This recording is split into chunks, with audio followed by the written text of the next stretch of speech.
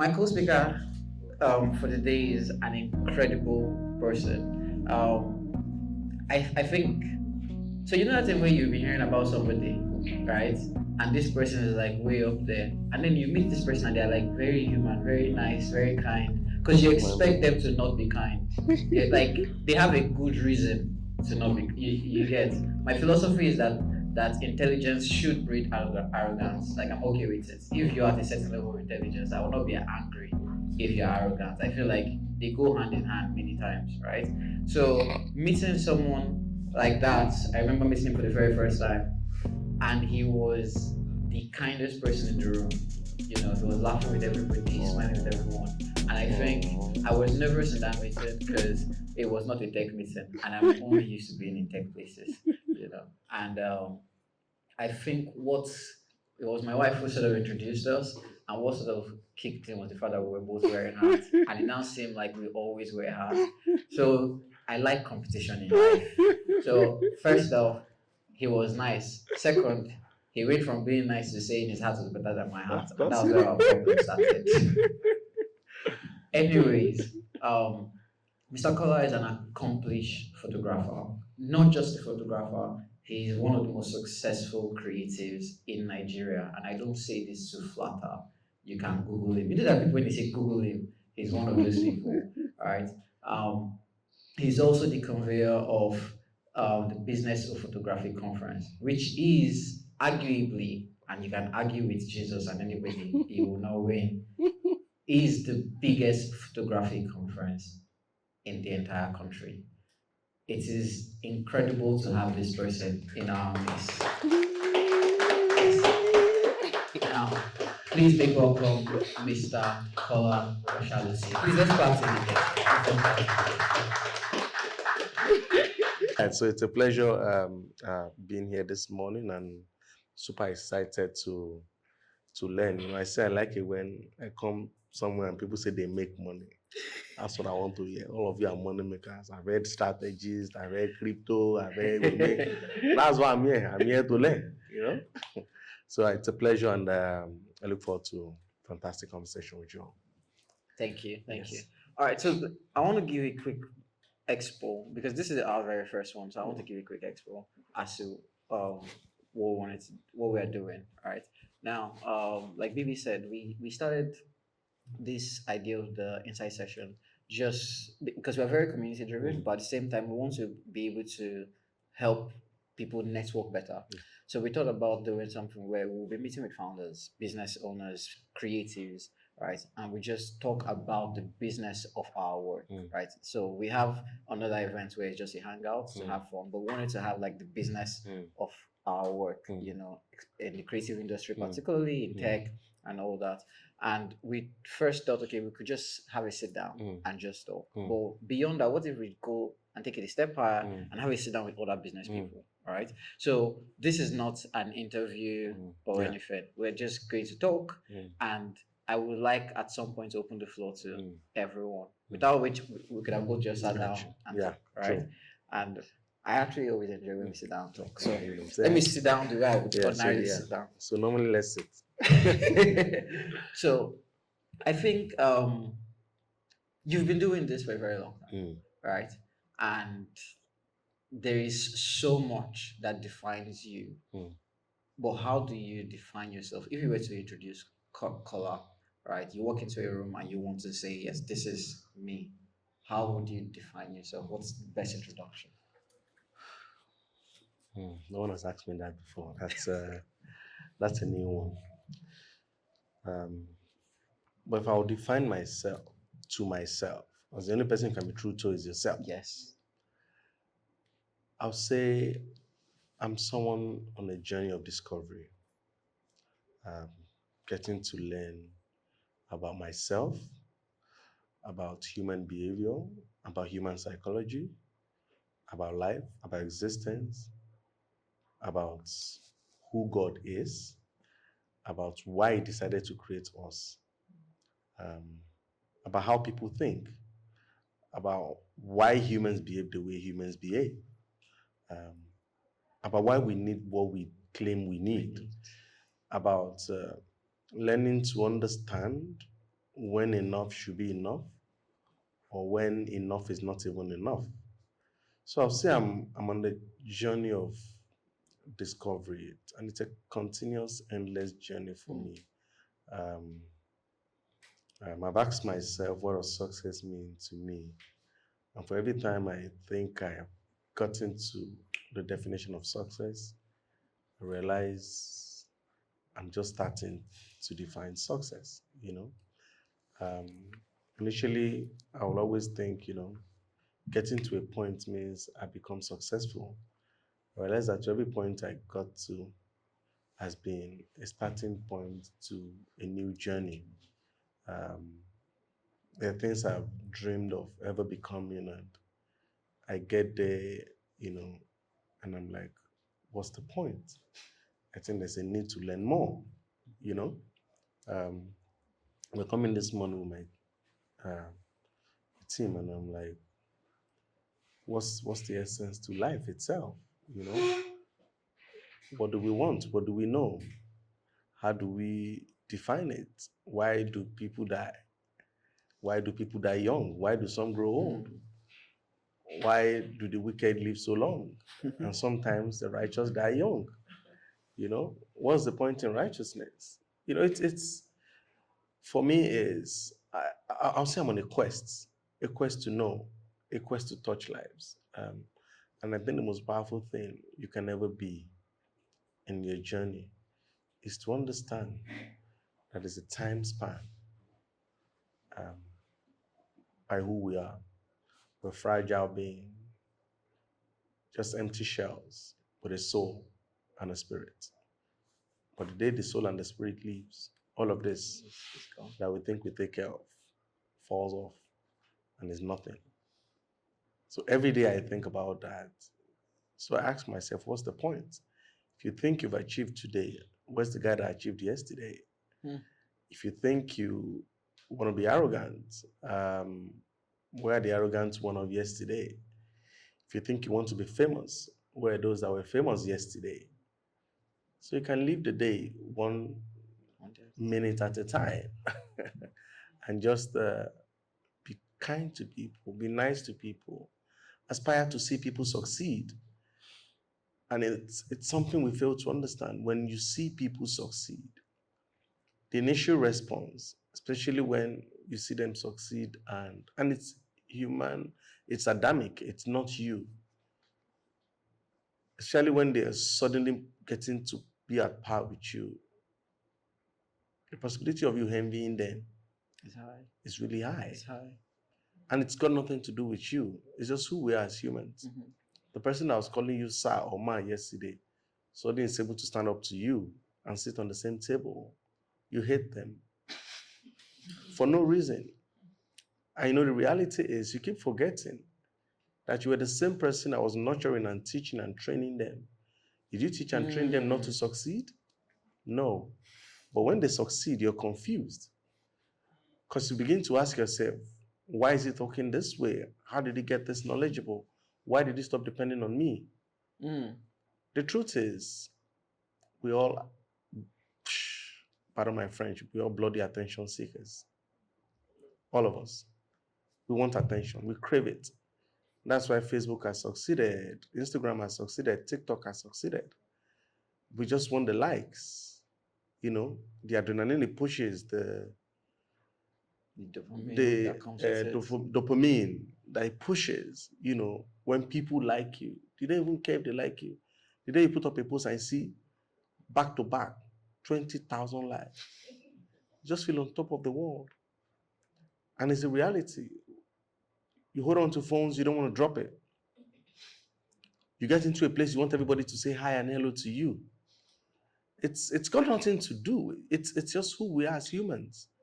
And learning to understand this makes you a better person because you now become intentional. So this is what I say to people. Success is an intentional effort. Humility is an intentional effort. Respect is an intentional effort. It's not by chance. That guy is humble. It's a lie. No human is humble. Naturally. None. Trust me. It's an intentional effort to say, listen, wherever I find myself, whoever I become, the core me that started the journey must remain the same. Whatever stage I get to in life, I must be true to myself. I must realize that at a point in time, I was at the bottom. My status societally might have changed, but I want to remain the happy, young, energetic, inspired young man that I was when I started my journey till I leave this side of the spectrum to the other one. Yeah, that's it. That's deep. That is deep. And I think, Yeah. wow, that's deep. Mm. I think what hit me was when you said no one is naturally humble and we're all at Mm. and it makes sense because somehow, even if we don't seek attention from a crowd, sometimes there's you seek attention from one person Yeah. at least, right? People do things just for their father. People do things just there's that, and it's. I don't think I've thought about it like that. Yeah. Right? I don't think I've thought about it like that. So thank you for that deep You're insight. welcome. So what this means is what you're saying is defining yourself is still a mystery to you because you are on the journey Oh, yeah. and it changes every time. Oh yeah. Oh yeah. However, there's something you don't do, right? Mm. Like imagine someone. Usually, if you ask me and that was my answer, I will summarize by saying I'm a confused person because like Yeah. for me, I am. There are times I'm like, what am I even doing? Yeah. But somehow you've been able to stay on this journey and define your niche and make not just make a name for yourself, but make impact in what you do. All right. How did that start? How did you get to the place where you go, okay, even though I'm on this journey, I'm going to do this one and I'm going to make impact because you've made a huge impact in photography, in films, like you've made such a solid impact there in the creative space. And I think for creative people, anyone who is in the creative space, it get confusing. Yeah. Right. What should I really be doing? How did you say I'm starting this one and still maintaining your journey to learn more? Yeah. I think the point I realized that success is seeing other people succeed. Please say that again. Success is seeing other people succeed. I think that's when it started making sense to me. It's got nothing to do with how much money you have. It's just wanting people to succeed. People say they are serial entrepreneurs. I don't know what that means. Me, I just create. Idea comes. I look at my purse. Do we have money to push the idea? I push. When the money is no more there, if I am inspired to go and ask people to invest, if I'm not, I'll leave the idea. If I see somebody else, I tell you, man, there's money here. I know it, but I don't have time. I don't have money. Do you like it? I'll share this blueprint with you. You see, what that does is it frees up your mind for fresh ideas. I remember when I saw this amazing technology. I'm like, well, you are sitting on a gold mine. Are you playing? It's like a whole industry untapped. You've not even harnessed. This is billions of dollars you're sitting on. It's not popular. I know it's available. Somewhere I've seen something close to it, but it's $1 billion worth of it. So a few years ago, pre-COVID, I was watching. I found myself on social media. And I saw this post of this huge screen, very huge screen, at a stadium uh, um, in Britain. I'm not sure. They had a game, and you could go to the screen and then you tap whichever player you want to take a picture with, and then you stand and it takes that picture, and then it puts you with that player in the same frame and all of that.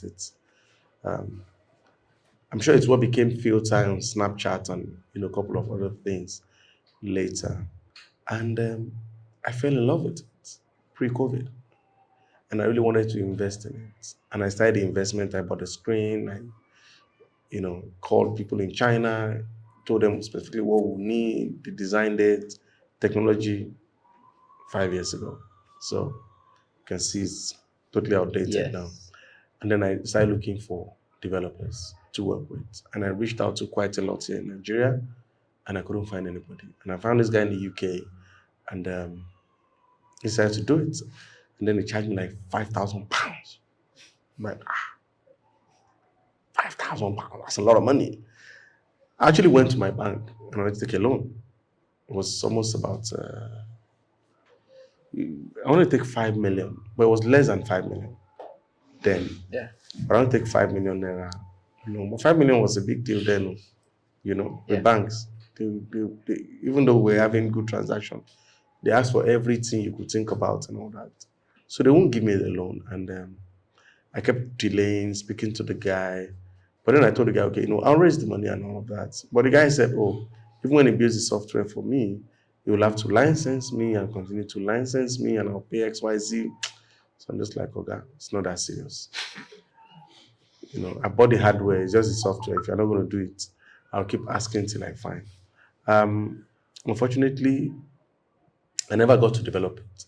But what I started doing is anybody that cared to listen, I started sharing the ideas, with them. And yeah, I've seen quite a lot of people started doing something close.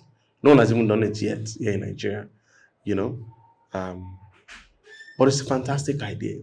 And what I realized is, so it was about the time I, spoke to somebody and decided to go to China and import um, um, machines for photo booths. Then booth was booth. You'll have to go in. And then we discussed it, and I think they shared the idea, and then they started designing booths that you just take pictures, create whatever you want as the background. Fast forward, you see it like literally everywhere. You see those small, and it's created businesses for some people, created employment for other people. And some people are succeeding out of it. I have a friend now, I think she said she's bought about 8 or 9 units. So she's literally at, most events now, doing those selfies. I was at an event 2 days ago, and I saw literally exactly the same machine, that we designed and talked about the prototype. And the guy was like, "Oh, come and do this," and like, I'll do it now, and then I'll send it to your mail immediately. And, trust me, it's that fast. I'm like, okay, thank you, I will. I'm like, yeah, that was like 6-7 years ago. Technology, what are you saying? But I think for me is I find joy in seeing people succeed. And because of this, it's easy for me to continue to do more. Yeah. Because for every time I see people succeed via an idea I've shared, it gives me fulfillment. And that's another thing we all need to learn. Finding fulfillment in every little thing. Celebrate every little win. I've always wanted to do my master's for years. Growing up as a child, I thought I was very intelligent, always coming first in class. The first time I took third, I remember crying. And there were two girls. First, second, me now third. I'm like, So coming up, I felt I had my life planned out. That I finished school before my 16th. Before my 16th birthday, I'd done my secondary school. By 17, I had gotten admission into school. So I thought I was super intelligent. So by my calculation, 2021, I'm done. By 23, I'm done my master's. 27 marks, I should start out my PhD, by 33 to 34, I wanted to be a prof, I had my life planned out. Yeah, in my mid-40s, I just finished my MBA now. But it's okay, and I've got an older daughter who's graduating in a few weeks, and I'm like, we'll just be wearing gowns together. You wear your gown, me, I wear my gown, At least we all graduate there, But you see, the beautiful part is learning to appreciate your journey. Yeah. And appreciate wherever you find yourself. Don't beat yourself too hard. What has kept me doing what I do? It's not easy, especially when you know you're spending your money to build ideas Yeah. and run projects like the conference we run from your personal pulse. Yeah.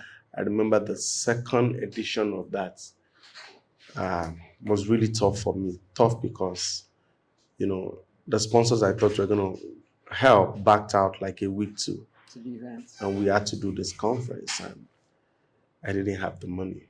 And I remember the day of the conference, I was owing the venue. Landmark then was 5.1 million or so. That was like 6 years ago.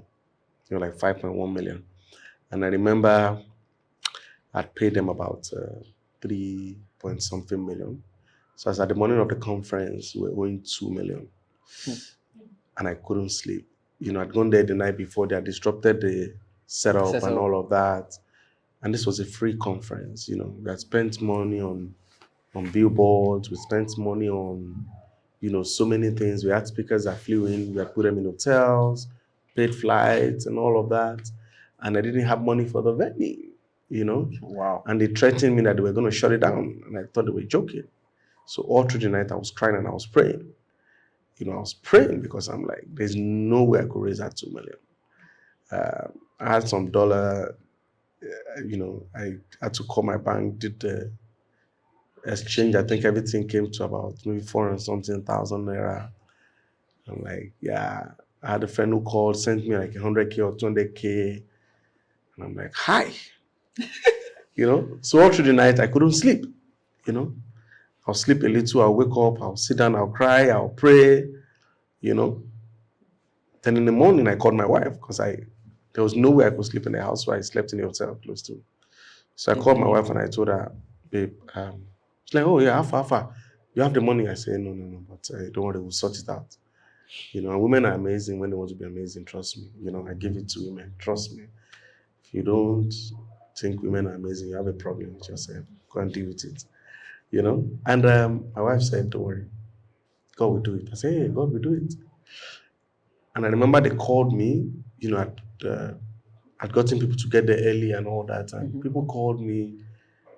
I think I was dressed up at 6, to go to the venue.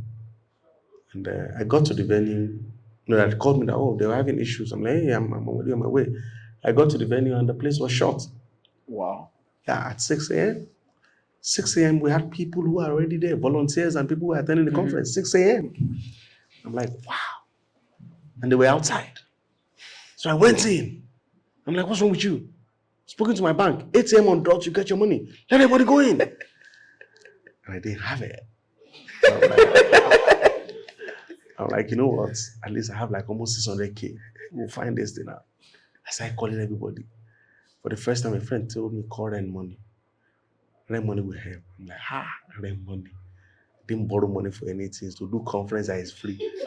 I'll go and borrow money from rent money. So I said, okay, no problem. And I remember getting to the bank to withdraw the 400K. And I called my wife and I'm like, babe, I'm in the bank. We'll get the money, but I don't know where we'll get it. He's like, oh no, don't worry. Send me your account detail. Which of the account do I send it to? I said, what?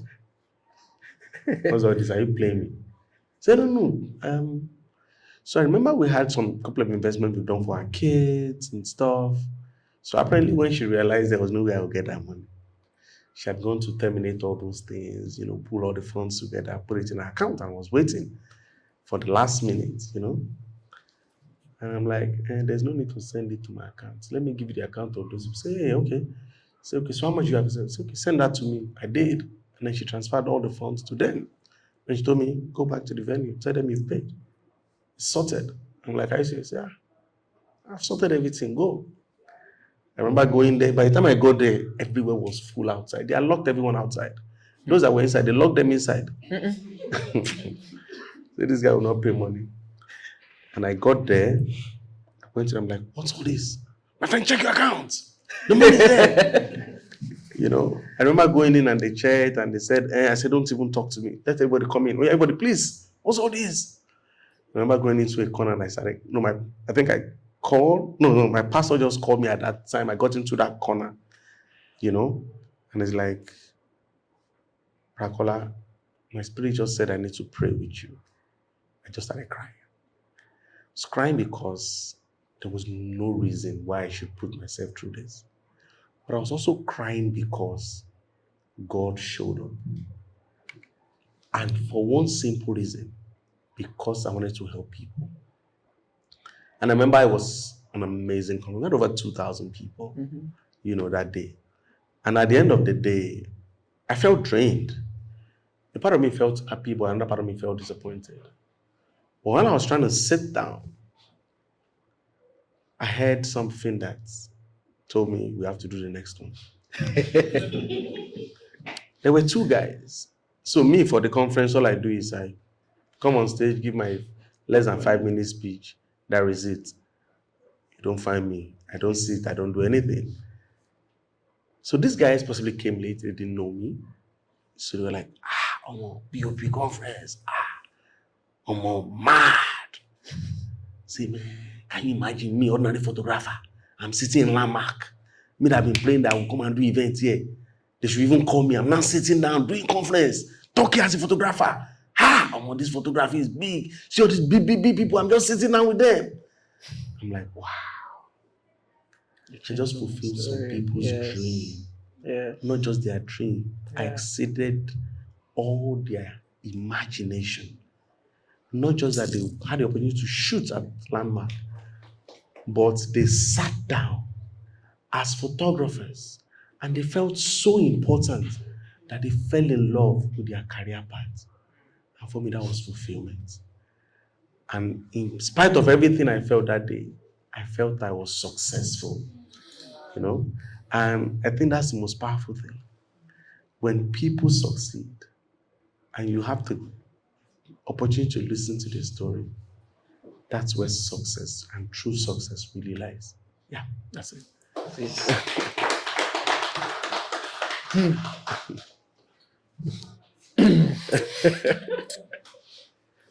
Honest. Hey. If I had heard anything say, do another one else, I bind you. We are not doing it. No, but it's, the funny thing about what you just shared is there's clarity as to why you're doing this, because you've seen the results in people's lives. Yeah. And when you talk about the people you've impacted, this is a story from 6-7 years ago. Yeah. Fortunately, guys, I can brag and tell you guys that I've been a speaker at the he was one of our speakers, and everybody fell in love with him. Thank you. His style and everything. And like, we like him. We found him after that. We know.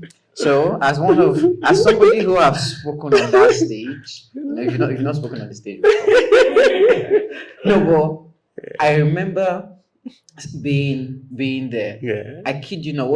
I can't tell you how my story is similar to the people who were talking.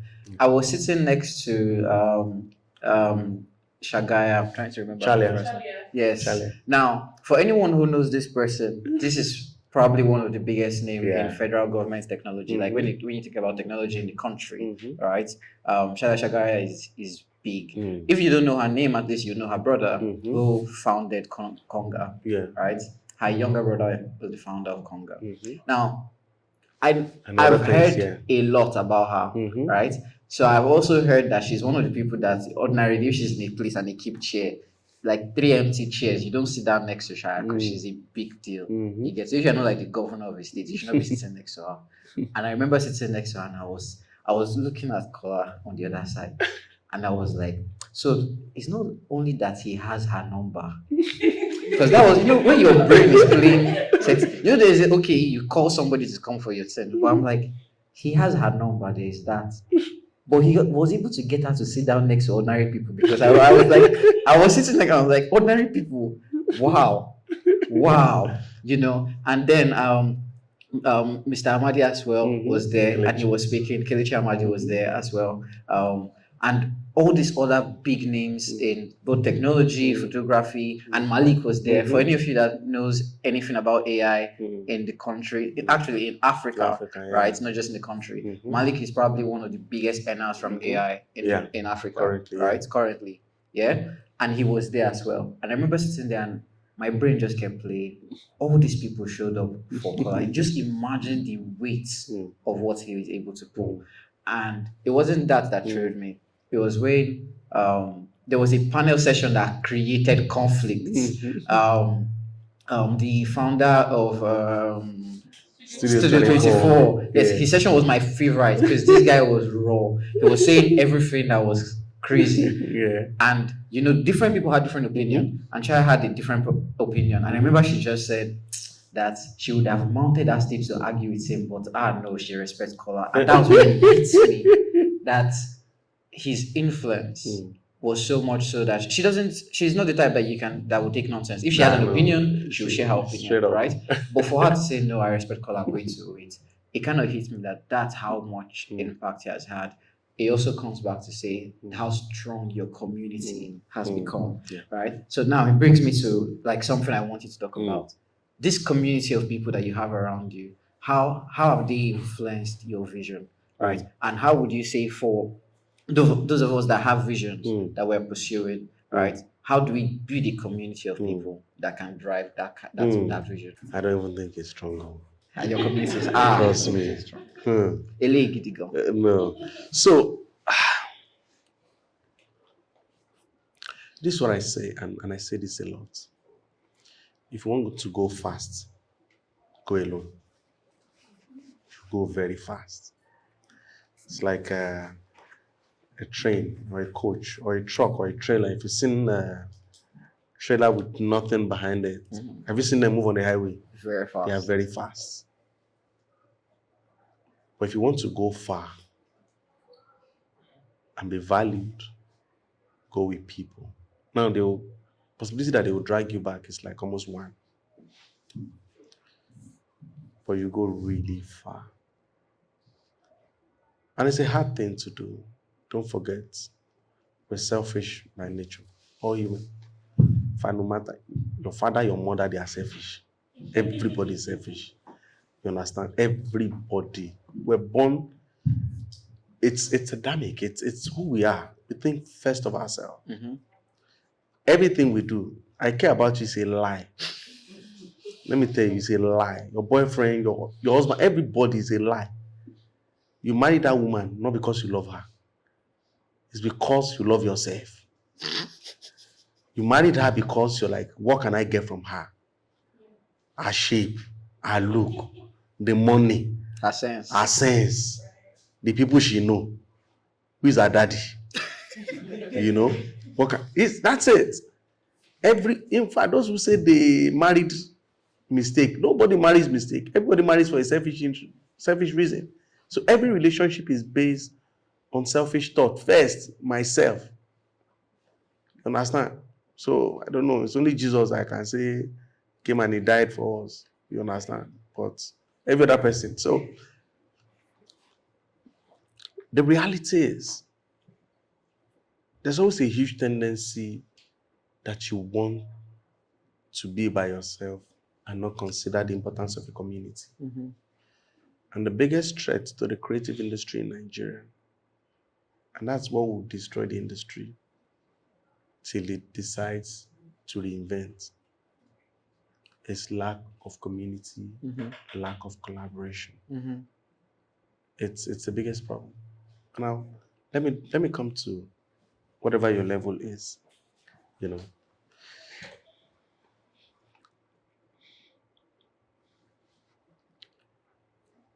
You're a photographer.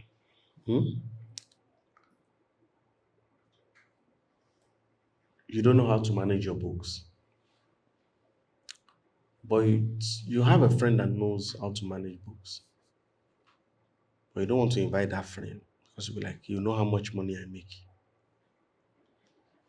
Then you continue to make that money. It's okay. But what you don't understand is you can only see as far as what's in front of you. Even the mirror doesn't see your back. Put one mirror here, put another one here, put another one here, put another one here. You still miss some parts. So a lot of times you don't see yourself. So you find a lot of people, they start making the first small money that they didn't make yesterday. The human nature sets in greed, selfishness. so they don't want to share. So the friend knows about finance, book management, project management. Be like, nope, I'll do this myself. And then you think you're growing. What you're doing is you're achieving the potential of one person, not of two people. Not two people. Listen, there are two people you should employ in your organization, but people don't believe. Smart people and lazy people. Yes. Lazy, they are the lazy people. Lazy people. Like me. Yeah, very good. Lazy people. They find ways to do things in such a way that it will not stress them. And those things are called innovation. But you think, no, you know it all. You're the smartest guy in the room. You're going nowhere. So you find the creative industry has not grown because they don't wish to share the slice of the cake. The tech space has grown astronomically in the last few years because they're willing to share. A tech person will come with absolute nonsense. The idea doesn't make any sense, but they'll tell you they can write a code that can flip this building upside down. And they tell you that they just need to flip 1 million houses. And when they flip it, the people in there will see what's in their pockets. So they'll just pack it. And our projection is that we'll start with the 50 million people in Lagos. Our target for the 50 million people in Lagos is just 800,000 people. And then we do 50, 10, 2,000 in other states. And then we have 1.5. You know our target is 1 million. They'll be like, And then they tell you, listen, this is how much you're going to make. But we'll give you 30% of it for you to bring us $2 million. You'll be like, I'm on 30. And this ones will tell you, no, 45. And say, okay, we'll do 40. And they give them 2 million. Idea on paper, in head, nothing. The sensible ones go ahead. 95% of the time, the idea never succeeds. True. But it's called investments. Mm-hmm. And that's why they continue to succeed. Flutter wave valuation is $1 billion. Yeah, over $1 billion. Over $1 billion. Yeah. They tell you they make that in transaction. In fact, they make 20 times that in transaction. Yeah. But I can tell you, they don't make that in revenue. In revenue or profit. Laye. Yes. They cannot break even for the next 5 years. Yes. Me, I can tell you. But we keep screaming unicorn. And all of them. They are now, in fact, they created fund out of the money you gave them. They created future fund, future Africa fund. You understand? They are investing in other things. You understand? With the money that... But the actual money, they've not even made it. They've not broken even. But do you know why they succeeded? The power of community. Yeah. Yes. They were willing to bring other people in to be part of the ideas. Yeah. That's where success lies. For you to succeed, the community is important. Space out time. Focus on all you know, just what you know. You see, the one you don't know, it's not your problem.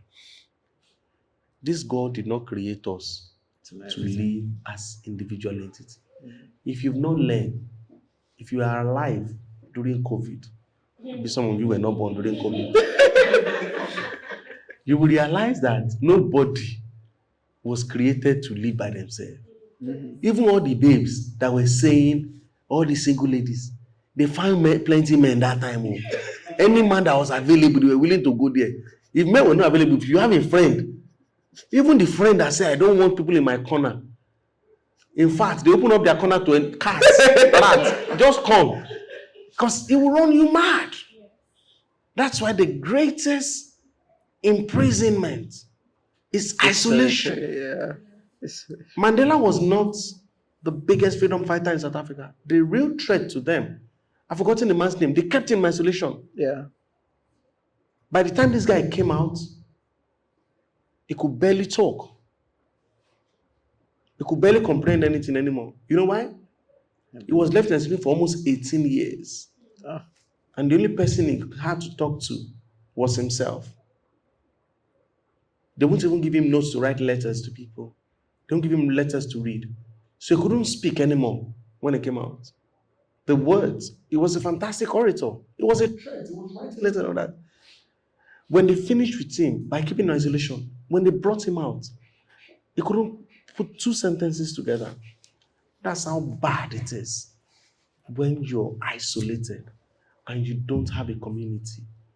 When crises come, you're by yourself. When you have to think of ideas, you're by yourself. Most of the time, you think your ideas are amazing till you sit down and people critique that idea. Then you find 80-something thousand flaws or ways that idea will not work, or 80-something thousand ways that idea would have worked better.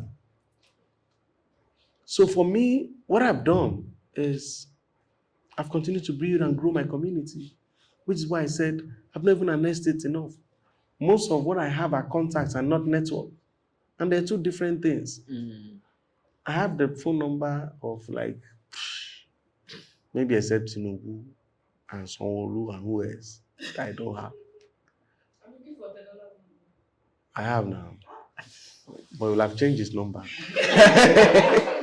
That's one person I love the most. He changes his number like every 2-3 months. And he always uses a small Nokia phone. Never an Android. Cannot hack him. Never. That guy, bad guy. But that's the reality. I have a lot of these people. I realize that one way or the other, I've kept them as contacts and not network. And they're two different things. Yes, sir.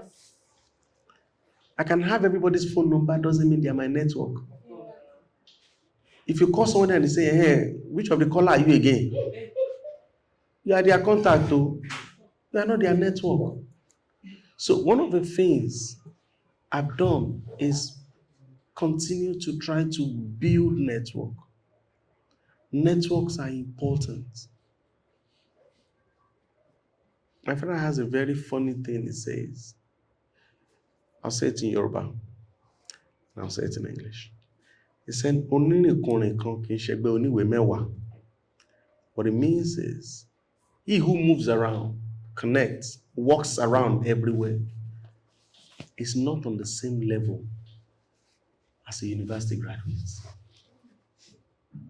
Because life experience, relationship experience, when you build a community, you can never get that in the enclosed four walls of an institution. So if you want to open doors, why do you think rich men push for power?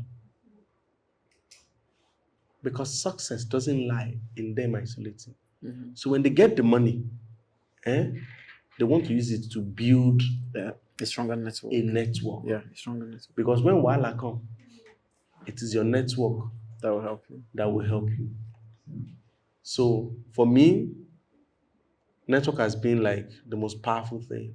Each of those people that came for those conferences, I didn't give them a dime. I didn't pay you, sir. Did I pay you? No. I was thinking because I'm an upcomer. Except for those, in fact, we didn't really have any money. I think when they told me this is the minimum they can spend to package anything for the speakers, I said give them food. Let them eat, and then we'll pray with them. Can't kill ourselves. You know? But you see, each of those people, I had someone like Bayo flying from, he was supposed to do something in Abuja, change his flight to come straight to Lagos, attend the conference. In fact, his PA was calling and said, oh, he's coming in, what are his flight arrangements? I said, it's not a problem. What does he need? Tell him. Bayo said, lie, what do you mean? Don't ever say that again. He just called me. He said, sir, no. I've changed my flight. I'm coming straight to Lagos. I'm not going to Abuja. I'll come straight to Lagos. I said, okay, please let me know when you get in. He called me and said, oh, we just landed. I said, okay, I'm sending the driver to pick you up, or I'll get someone to pick you. He said, no. Sorted. I said, okay. Where would you prefer? Which hotel? Is there any? He said, no. I'm on my way. I'm looking for an hotel close to the venue. So early in the morning, I said, so and let me know now. So I said, no. I've sorted the hotel. No, I'll get the hotel. You know, I didn't pay him anything. In fact, why he had to speak early, they got his schedule to him a bit late. It's like, oh, he had booked an afternoon flight. Because if he had known You'll have booked a late night flight. So you had booked afternoon flight, so just wanted to do that, stay, And then go. and then finish his session and head straight to the airport. I didn't give them anything. These people are communities are built over time, and I do everything to stay in touch with them. And they've been the only reason why people think I'm fantastic. And the community is not just the external community, so it's both horizontal and vertical. My internal community, Ibukun here is my nephew, but it's also my PA. He troubles me every time, but it's still my network. Kola, I can't remember how I met him, but he's like my, travel partner. He documents me wherever I go, even though I never see anything in document. But it's okay. I wish I pay for him to go with me, and that's it. So even the closer people, the team members, I've had team members that have worked with me for 10 years, for 7 years. I've got someone who used to work with me and was head of our operations, and she only gave me 1 or 2 weeks when she was resigning. I'm like, who does that to anybody? What have I done? It's like, sir, you didn't do anything. But the amazing thing is she's moved to Canada with her husband. She still works with us technically. Wow. Because when she works her work in the afternoon, she will still have to come and deal with the time zone difference. Yeah. So there are clients that still call her and she'll have to attend to them. And she just sends reports in and all of that, And we talk about literally almost everything. And for me, that's the power of community. That's the power of building people around you. You cannot succeed by yourself. Community is everything. Network is what will get you to where you want to be. Okay. Yeah. Please, let's stop.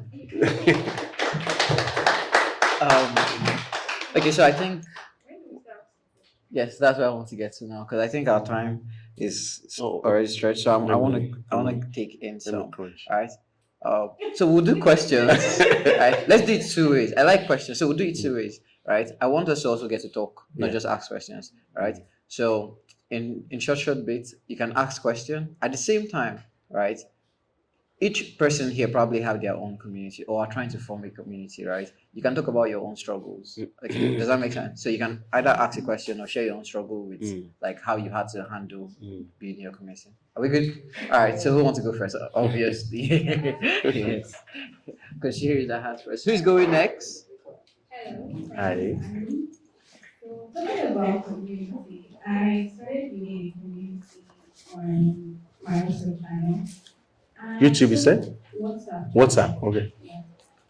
And so far, I have 400 people in the community. Wow. But I don't have an idea what I'm doing, to be very honest. Which is good. I have people that I see that build successful communities that I admire. Sometimes I pay them for consultation to get an idea of what can I do for these people.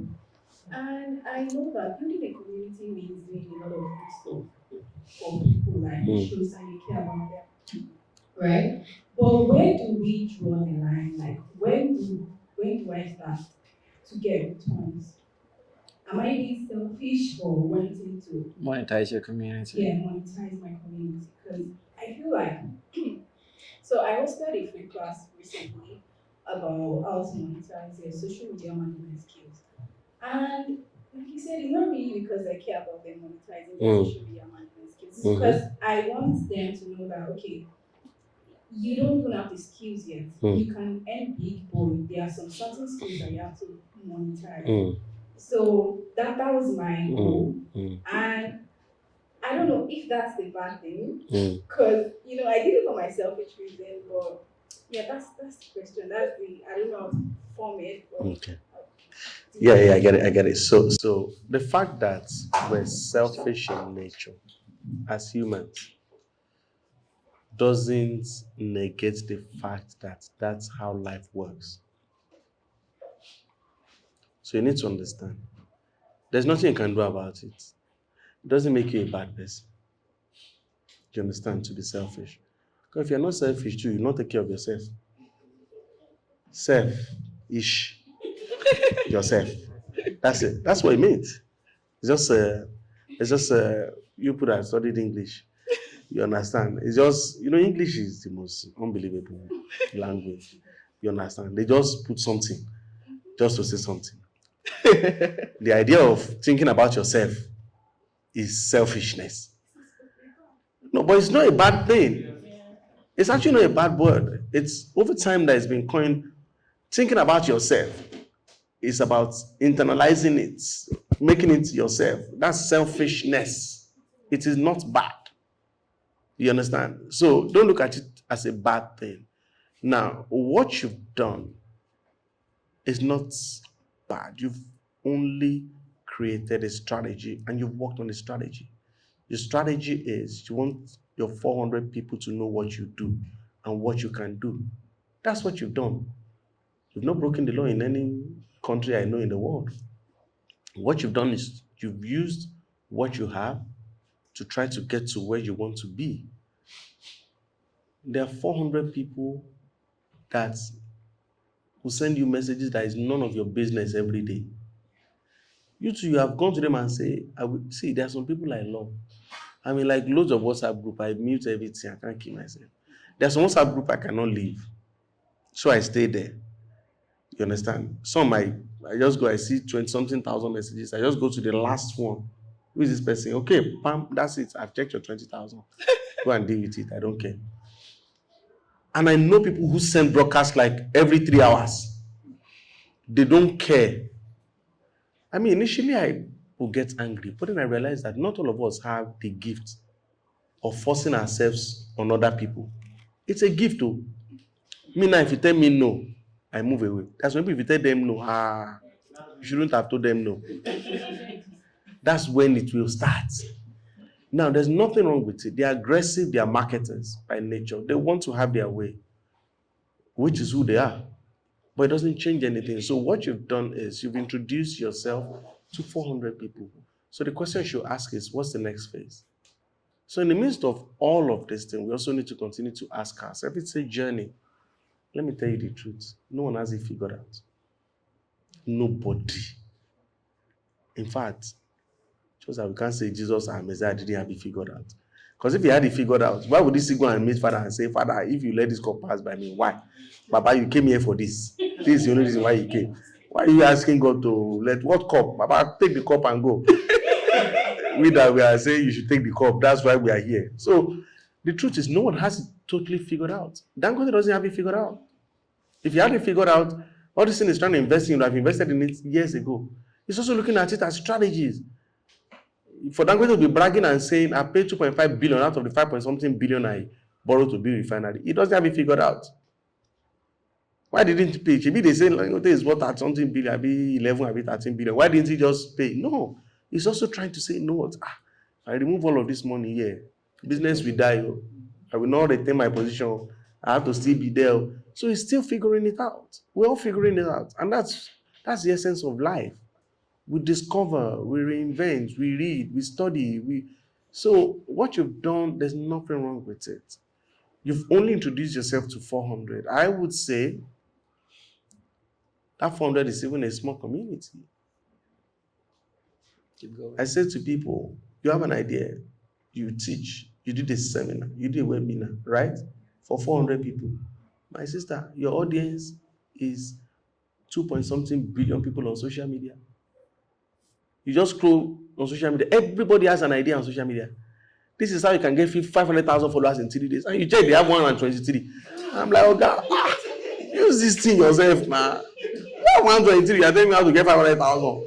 And you say, this is how I did it. Stop this thing now. Why are you not telling me that this is how you do it? You do it first. Show me by example. But you see, those posts that they say they did, this is how to do 500. You check those posts.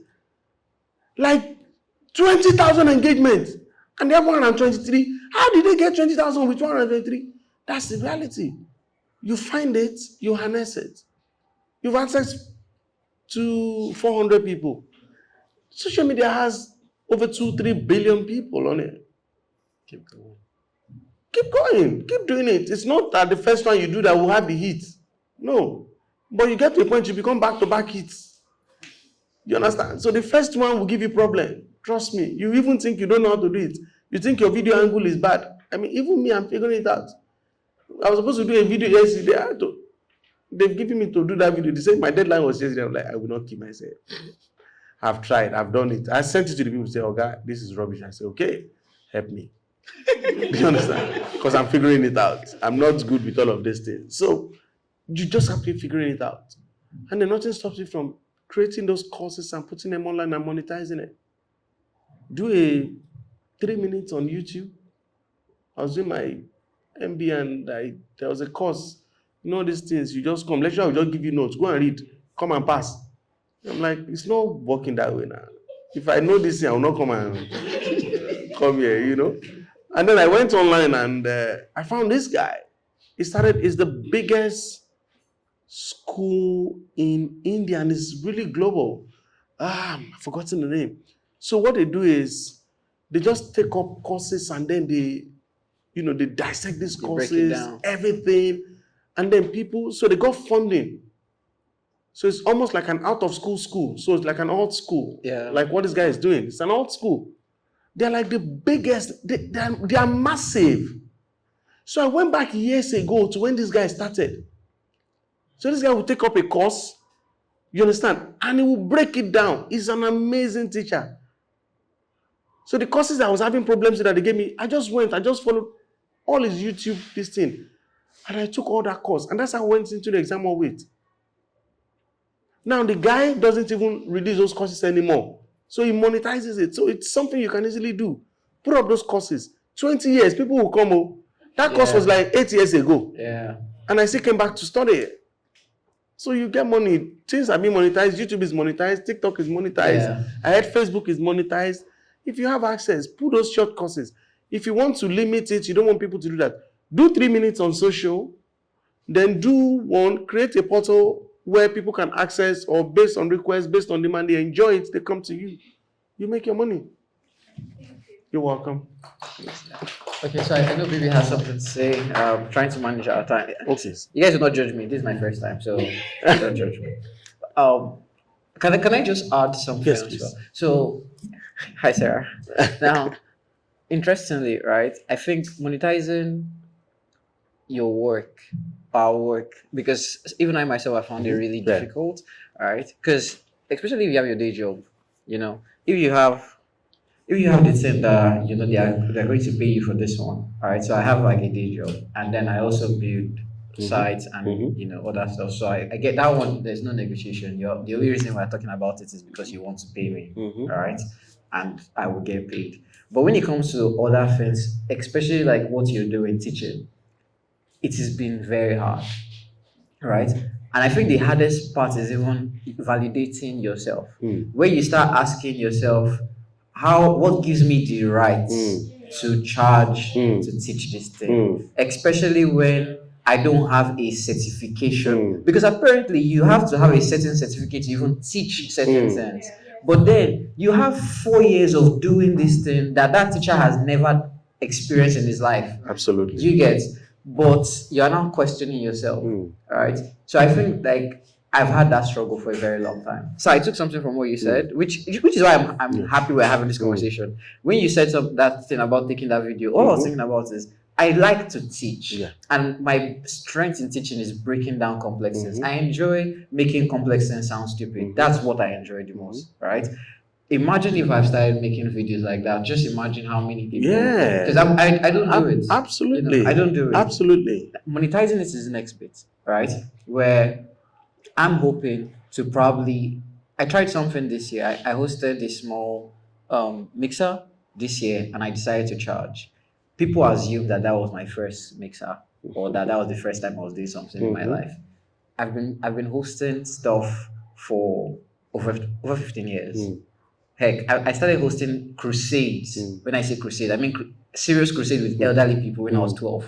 So it's not even 15 years. We're talking about 20, 30, you get. I've been hosting big crusades. But it took me 20 years of doing this to finally say I'm going to charge. Right? And I remember when I put it out, the fear. The guilt. There was fear, there was guilt, there was when after 4 days only one person had paid. I started thinking, is it that I don't know this thing? That, or is the money too much? You know, when you start asking yourself, is the money too much? It's like I should have dropped the money. Ah, maybe if it was like 1K, people would have paid. Why did I put 10,000? Ah, nobody's going to pay. I don't know if you grab. You get, and 10K is truly nothing, right? It was later when people started paying to show up. In fact, funny enough, 40% of the audience that came were the ones that paid, right? The remaining 60% did not pay for the event. Guess who paid? They were other. So I can say I know a couple of billionaires, right? It was a couple of billionaire friends of mine that heard I was teaching and said, Scott, you're teaching. Oh my goodness, I can't make it. I want to pay for people. They need to learn what you are going to say. And I was like, wait, these guys that are made think my classes are worth being paid for, right? So some people sent 50,000 to pay for 5 tickets. Some people sent 6,000 to pay for six. And that was, I think that was what sort of encouraged me that, man, I'm probably talking to the wrong people, which is why I'm going to with this, right? Maybe instead of me trying to charge those that I'm trying to build, I'm going to just focus my paid service on people who actually know. The And value then of it. it's not 10,000 again. No. Instead, creating like $1,000 training course, and it makes so much sense now. No, because I've put it out because before somebody thinks that somebody has paid $1,000 for the house. But it made so much sense now because I've experimented the first time. So I think what I'm saying is give it a day and let the doubt simmer. It's part of the process. Yeah. Give it a day. In the process, you will now see who are the people that truly are going to pay. Another thing I think I've noticed is, have you noticed that human beings are funny? If you host a seminar, right, and people that know they've been following you since you were and you've been doing free stuff, right, they won't want to pay. Yeah. But the moment they find out that there's one bros that they respect that pay to come for your event, the next one They'll they be will there. pay. I've learned that too. So don't be afraid to charge. Okay, don't be afraid to charge. All right. Yeah. Okay, I'm only going to take one more because of time. All right. Do you want to take it? All right. Before I give it to her, is there anyone else? No one else. Okay. How do you manage? And I'm going to relate this to our current landscape. We're in Lagos. Lagos is a very packaging focused city. Where is package you everywhere in the world? How do you manage, entering those circles? Because as much as it's packaging focused, there are people in clusters, different clusters. And now, before you penetrate that cluster, God help you. Before that cluster allows you to penetrate the next cluster, God help you. So how exactly do you manage building your network in this type of city where, one, you're looking at how you look or how you speak, or if you've traveled to London before, or have you been to the UK? And then we have a sense for every season. Lagos, because I think what makes it easier sometimes, maybe you grew up in Lagos when QC or KC, and you've not grown up here at all, but then you want to build your network, and you don't look or speak like these people. Okay. So let me help you so you don't stress it. So even Lagos is like 14 parts. There's island, there's mainland, there's hinterland, there's outerland, there's borderland, there's outskirts, then there's those who are moving. So it's not even about where you come from. But it's funny you ask this question. First thing is just be true to yourself. Don't be carried away by what you see. I don't like it when I have conversations and I tend to move towards the spiritual. But I also understand that we're a spiritual being living in a mortal body, just a physical, casing. You just have to be true to yourself. Nobody has the blueprint of your destiny or who you want to be or what you're going to become. Nobody. If you're true to yourself, true to what you do, people will find you. If all you do is aspire to be better than you were yesterday, people will notice you. Just be true to yourself. Coming into this industry about 20 years ago, nobody really cared. Nobody. Now, it's me that don't care. Not because I don't care, but because I've got like a lot. And I'm going to that point that I realize what I want. You continue to feel that way. But listen, the reality is this. People notice you. Don't think people don't see you. As long as you're doing what you're doing, and you're doing it right, forget about that mixing. See, some doors will open to you.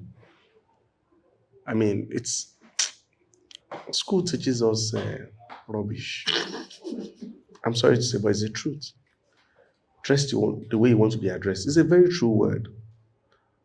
But it's something that was formed by the society to define the way people should think. Brought by the elites. I'm not talking of the bodilon people. But the elites who wanted to create a class for themselves. They brought all of these ideas. And that's how we've seen and perceived the world. So it is hard for you to say those conversations are not valid. They are. I have 2 cars. I have a small car, I have an SUV. And it's happened like tons and tons of times, so I laugh. If I drive my small car to a place, the way they will talk to me, tell me to park somewhere there. I drive my SUV, they will just be saluting the car. Thank you, sir. You are welcome, sir. You are welcome. You are welcome. I just laugh. Yes. And it's the reality. Yes. There are places I dress, like this one that I dress. This one is my comfy clothes. So that's why it's easy for me to dress this way. At the point, I'm that guy that wears white shirt and pants, blue, gray, or black, but it must be white shirt. That's what I wear. No matter where it was I was going to. I don't care. I'm doing a shoot, hot. Sometimes I wear suit, my white shirt. That's who I was. But I realized that the society defines you by even what you wear. There are things that you wear, you can't. This whole look, it's me just being radical. Now they've accepted it as the trend. Yeah. Everybody wants to wear big pants and wear. I love this whole look. It's giving Gen Z. Who is Gen Z? I'm just wearing my clothes. I mean, you understand? But that's the reality. Over time, when you become true to yourself, people will align. A lot of time we doubt ourselves because, don't forget, when we started the conversation, we all want validation. So even when you are all right, you don't believe you're all right. You want to see, I was coming in and we talked about the island. I don't know. Somebody will build house. The building next to my building, the island, they say 15 million. I'm like, 15. 1 year, excluding service charge. I have ACs. Once my clients come in, I turn on generator because my AC will never cool. The light never works. I have inverter. I spend money on that. And I pay, we are bandits. I'm telling you, but it's a lie, we are bandits. We are not in band A because we never have any light. Even if we have the light, it never works. And the people who live there, you think they're better than you are. Till some of them sit down with you and they tell you, man, I can't go out because I don't have fuel for my car. I mean, I shuttle island, mainland every day with a V8 engine. Do the mass. You understand? I'm like, okay, it's still fine. So you just need to be true to yourself. Appreciate yourself. You see those clusters? I learned something way back. And this has been what I've lived with. Someone in the industry. He too didn't grow up in Lagos. He too didn't have, but it's a big deal. So I don't have to mention his name. But I mean, once I say his name, everybody knows him. So we sat down one day when we were having a conversation. And he said, Kola, listen. Keep doing what you do. But be so good. Be so good. That when they call the people who should be recognized in that space, and they don't call you, people will put them and say, you are stupid. for not to call this person because this person is one of the best in their field. And I realized that that's what I've done. For every time I've continued to be good at what I do, people continue to find you. I don't do business card. Those who know my social media page, I've not posted a job in life forever. I'm not bragging. I am not bragging. God knows. I am so booked that I turn down jobs. Like, I don't even joke. I turn down every opportunity you ask me, Kola, where are you? I'm like, I'm out of town. It's a lie. I am in my house. But I tell them I'm out because I just want to rest. That's how booked I am. Some will just say, I'm not available. Like, okay, when are you available? And I realized that there's the grace part of it. Yeah. And you never take that away. Because you're not the only person doing what you're doing. So there's a grace part of it. There's, the miracle part of it, but there's also the growth and the consistency part of it. Yes, sir. When people can trust you, when you know that when they come to you, you will continue to deliver, they will come. Forget status. Forget status. Who are we to celebrate a fella that was singing dirty music? Do you know what Afrobeat was? Is for the song of those. In fact, once your child starts singing Afrobeat back then, give up. Once your child says they are going to shrine, just start praying. Now, every parent, when they are trying to sing Afrobeat, now, song that even they themselves, they wouldn't tell their parents that they want. So, when you continue to do what you do and become the best at it, people will find you. I think that's it for me. Oh, please, let's Yeah. you know, have you enjoyed this? Have you learned? I've learned a lot and I've enjoyed this. And I think what I've liked the most is how deep you go into it, and I like how you use storytelling to really break down this sense. And when you asked that question, what was playing in my head was there are three people that played in my head. I remember Kim Kardashian. All right. For anyone who doesn't know Kim's backstory, like backstory, right? Kim's dad was a lawyer, and I think one of the biggest thing he did was being the lawyer for O.J. Simpson. All right, the first black person to kill a white person and get away with it. And he was the lawyer for that. So ordinarily, that already sounds like a bad thing on him and all his children. All right. And Kim goes ahead to make it worse because she could dress well.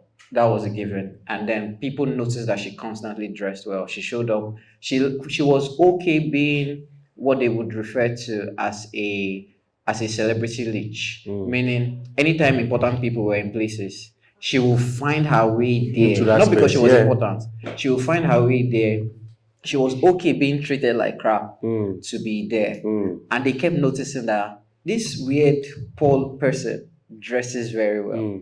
So one or two important people wanted, her to dress them, right? That was not enough. She was like, where somebody's consistently okay with a bad image, you get.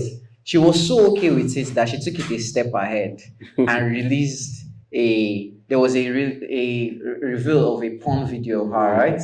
And boom, this was I would say she broke the internet. She broke the world. You get. She broke media with it. You get. She broke TV with it, right? Because there was no internet when she did this.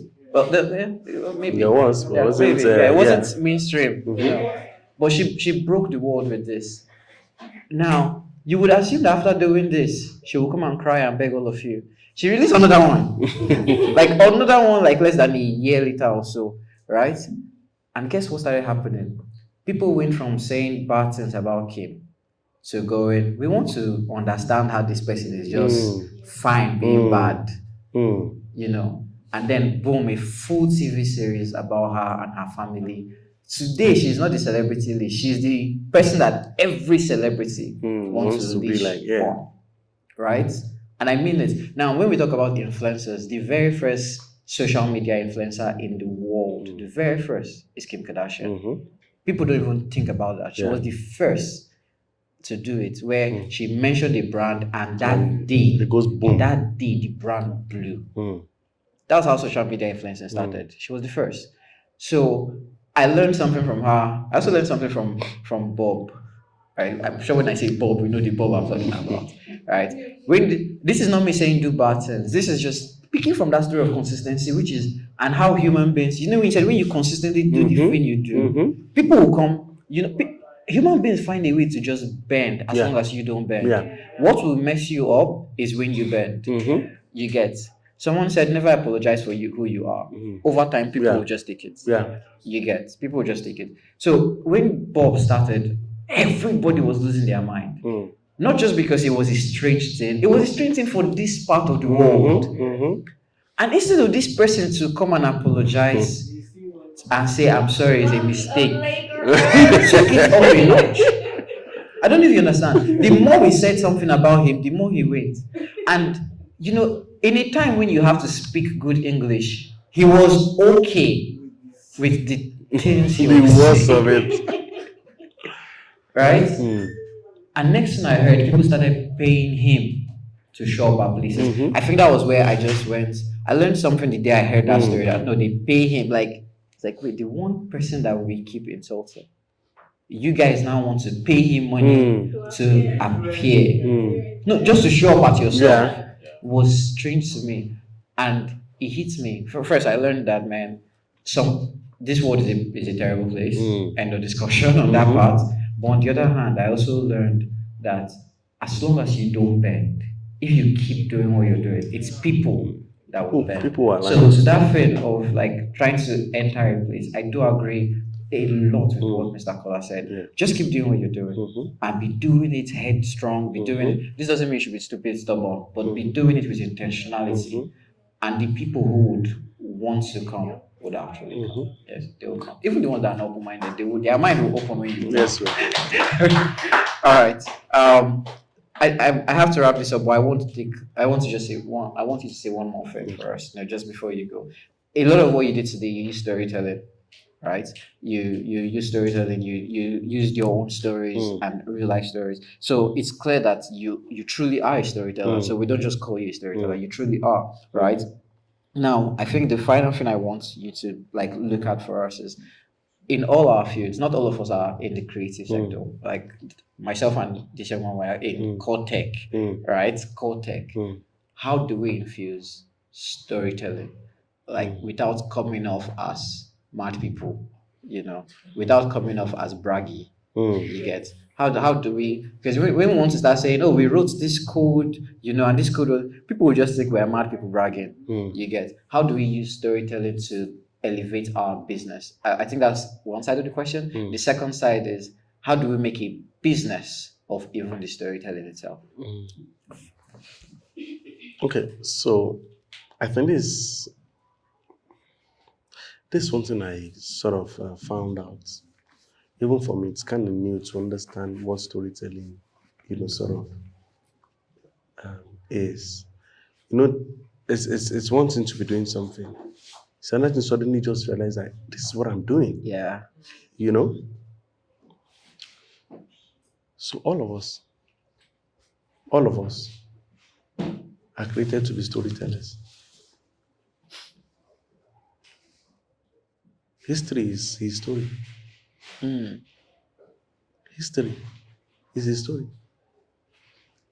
So when you say you're giving the history of so, you're telling the story of those people. The story is every part, every facet of life.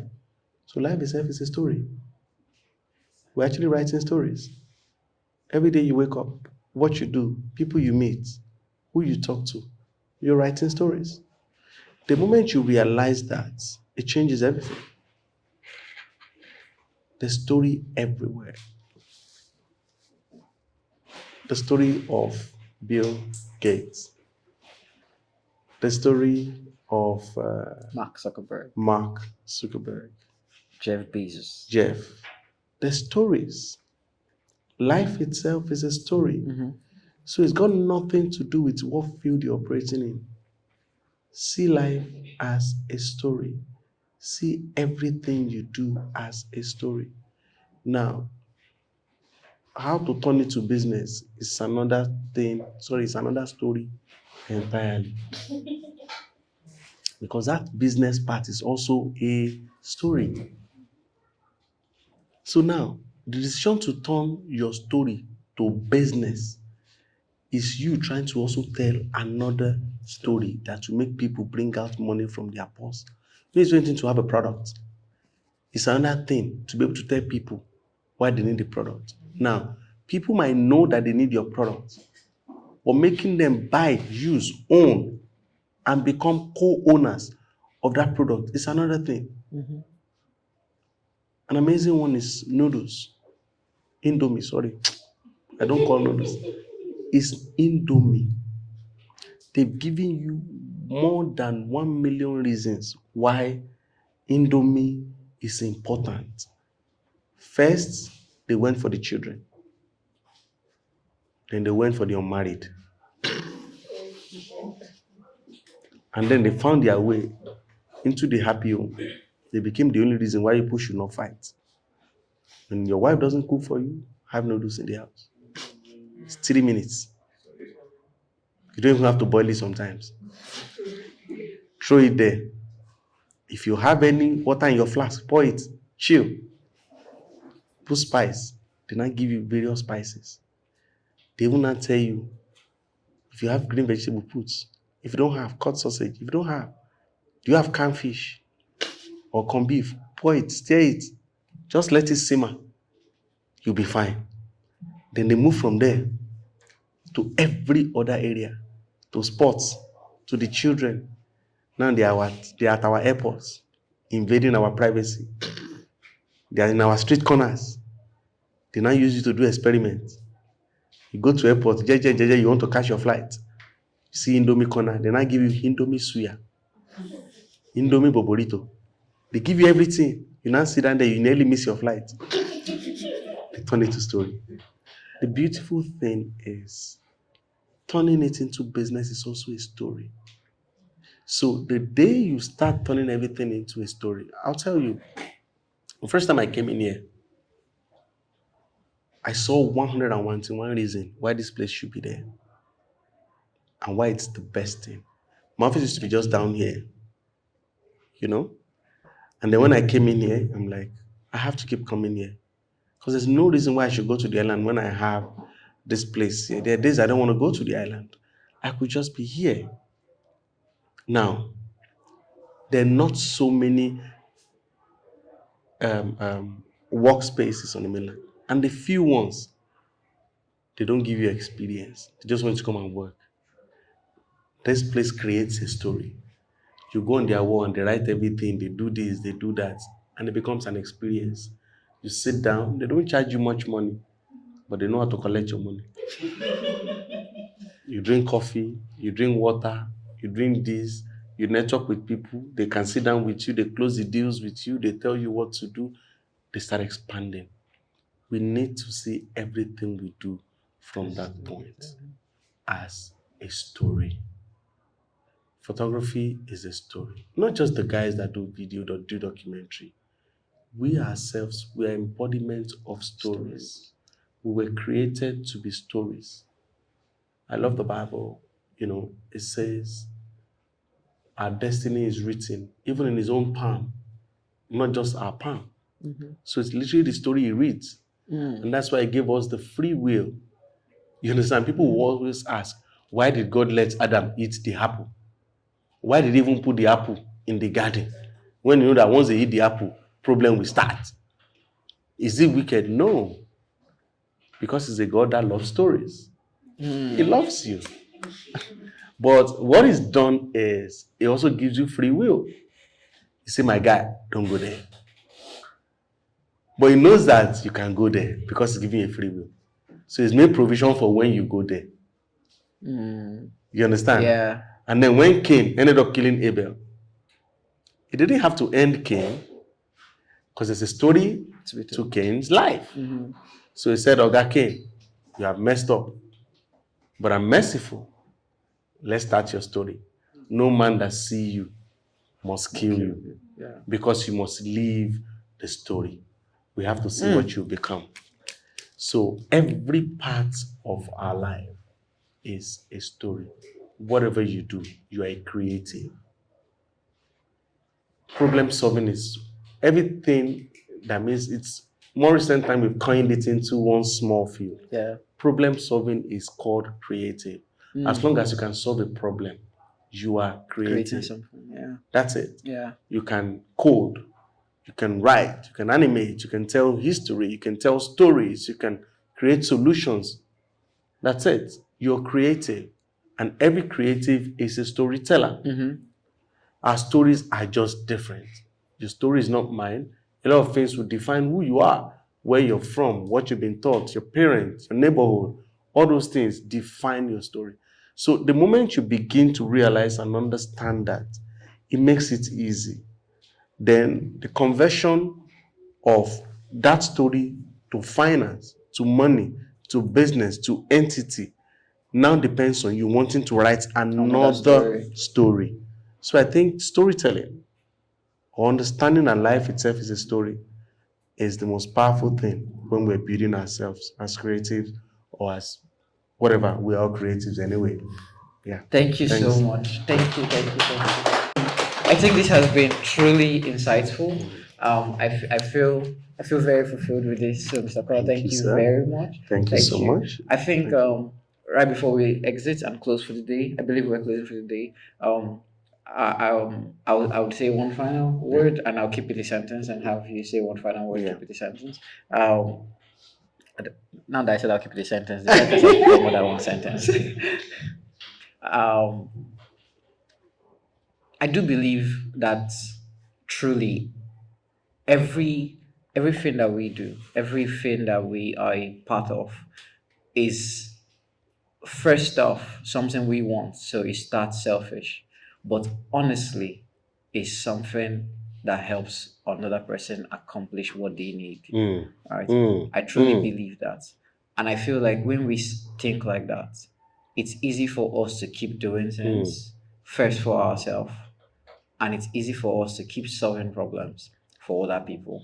And I feel like that's where business can thrive from. So it has to always start with, hey, I want to eat, right? I'm hungry. Oh, apparently the only way to eat is to sell chairs because people are standing. Okay, I want to eat. That's why I'm going to go make chairs. So I make the chairs. However, there's somebody that's been standing for so long that just needs to sit down, and then that person is willing to pay for the chair.